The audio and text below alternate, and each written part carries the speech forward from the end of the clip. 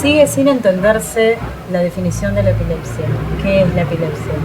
Yo también me pregunto, ¿no? Muchas veces, ¿por qué no se entiende? ¿Por qué esto no aparece claro? ¿Por qué para los pacientes vienen con información que no es cierta? En distintas instituciones, los propios colegas, en las escuelas, en los trabajos. Y es tan sencillo. Me parece que mucho tiene que ver porque sigue habiendo mucha discriminación con la epilepsia. Entonces nadie entiende o no quiere entender qué es. Y hace más de un siglo que se sabe lo que es la epilepsia.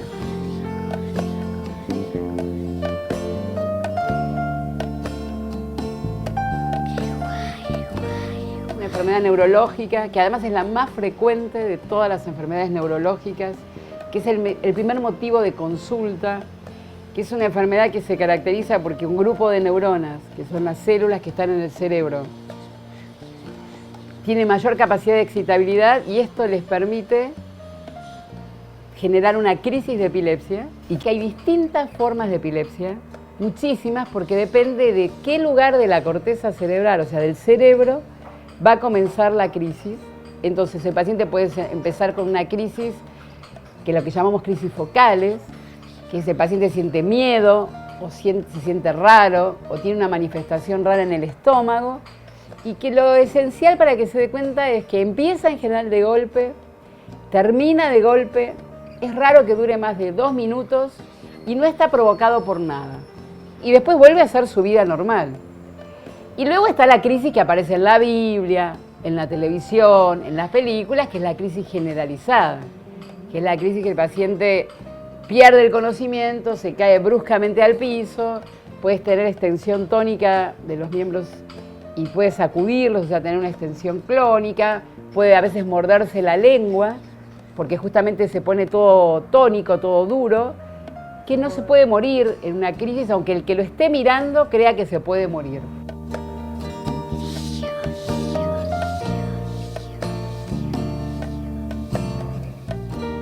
¿En qué consisten los estudios diagnósticos que hacemos para tener la confirmación de que un paciente tiene epilepsia? Escucharlo. Escuchar al paciente. Esto que le decimos a los alumnos. ¿Qué le pasa? Muy detalladamente en las crisis, cómo empiezan. Y que muchas veces con eso, en casi más de la mitad de la población, hacemos diagnóstico. El paciente también a veces viaja desde el interior a otro lugar y viene con un muy buen diagnóstico, pero se queja porque dice que el médico no le pidió muchos estudios. ¿Qué es un electroencefalograma? Que no es nada nuevo, que se hace desde principios del siglo XX, pero que nos sigue resultando muy útil. Poner otro aspecto, que esto sí es más novedoso, pero que está en este momento en todo el país, hay resonancia magnética, y se puede hacer gratis en muchos lugares, pero que resulta fundamental para poder determinar si tiene alguna alteración estructural en el cerebro, y nos sirve de pronóstico también. Entonces, que en general, por suerte, en la mayor parte de los casos, no hay ninguna urgencia en hacerse este estudio, pero para el grupo de pacientes que no responden bien al tratamiento médico y que son candidatos a cirugía de la epilepsia, que es alrededor del 30%, poner lo que nosotros venimos haciendo, que es el video electroencefalograma. Entonces explicar que el paciente se interna en estos casos, se hace el electroencefalograma y se lo filma todo el tiempo, le permite eso a uno decir dónde, en qué lugar preciso del cerebro empieza la crisis de epilepsia, y entonces eso permite al cirujano después con esa información operar.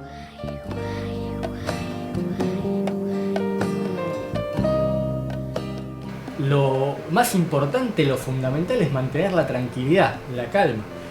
El paciente tiene la crisis, se va a recuperar solo, ¿sí? La persona que lo cuida o que lo asiste tiene que estar tranquilo, que no se ponga nada, o sea, si se cae de su propia altura. Ponerle algo abajo de la cabeza para que no se golpee, alejarle las cosas de alrededor para que no se golpee, no sostenerlo, es decir, dejarlo tranquilo, en cuanto se pueda ponerle de costado.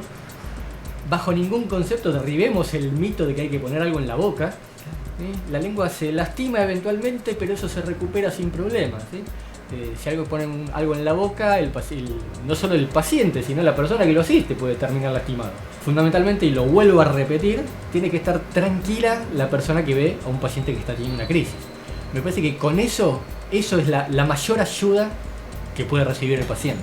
Cuando un paciente tiene epilepsia y sabe que tiene epilepsia, no es necesario llamar a nadie, a ningún médico, a ningún profesional, para que venga en el momento que tuvo la crisis y que siempre, o en el 90% de los casos, el paciente se recupera, luego que tiene la crisis, no necesita ningún tipo de atención médica, porque va a seguir haciendo su vida normal, a veces puede tener un poco de sueño, a veces puede querer ir a su casa a descansar, pero nada más que eso, en algunos casos.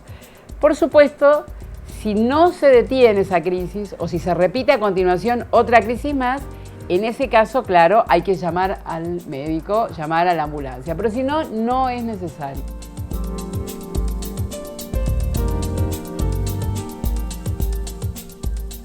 Mucha gente viene preocupada y dice, ¿puedo tener hijos? Sí, podés tener hijos, no es una enfermedad hereditaria. ¿Produce retraso mental o alguna enfermedad progresiva? No, claro.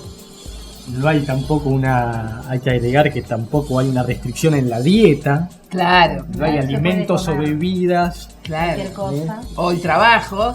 En todo caso, si el paciente todavía no tiene controladas sus crisis, o sea, sigue teniendo crisis, bueno, tiene que hacer trabajo, no puede hacer trabajos de altura o que tengan algún riesgo, pero si no... Se puede hacer deporte. Claro, y aparte es muy bueno que hagan deportes, que haga cualquier tipo de vida, puede estudiar todo lo que quiera. Pues nosotros vemos pacientes que dicen, no, me dicen que no me puedo cansar o no puedo estudiar, lo cual, eso sí, esas cosas le arruinan la vida, ¿no? Siendo nosotros el primer país en el mundo que tuvo una ley nacional de epilepsia, que ya está reglamentada por otro lado, y muchas veces nosotros vemos como el paciente sufre situaciones de discriminación o que son echados del trabajo, no se valora su capacidad de trabajo, lo primero que aparece es que tiene epilepsia, ¿no? En caso de discriminación en el trabajo o en los colegios, se pueden hacer denuncias al INADI, que hay un convenio que está firmado y que ellos están al tanto de estas situaciones que son bastante habituales. ¿O por qué no le hacen los medios los estudios diagnósticos que le pedimos, los tratamientos que le indicamos? Por la ley, el paciente que tiene una obra social, la medicación debería estar al 70%, y en el caso de que no tenga obra social, de forma gratuita. Como pasa siempre, el saber es revolucionario. Si uno sabe, no tiene vuelta atrás. Y entonces cuando un paciente sabe lo que le pasa, por qué le pasa, está en condiciones de explicarle a los que lo rodean. Y creo que tenemos que aprovechar todos los medios que nosotros tenemos como profesionales para que la sociedad, la comunidad sepa. Porque además, esto no es un problema solamente en la Argentina, es un problema en el mundo. De hecho, la Organización Mundial de la Salud, por primera vez en su historia, acaba de incorporar el tema de la epilepsia en la agenda de los temas a tratar ahora en enero del 2015.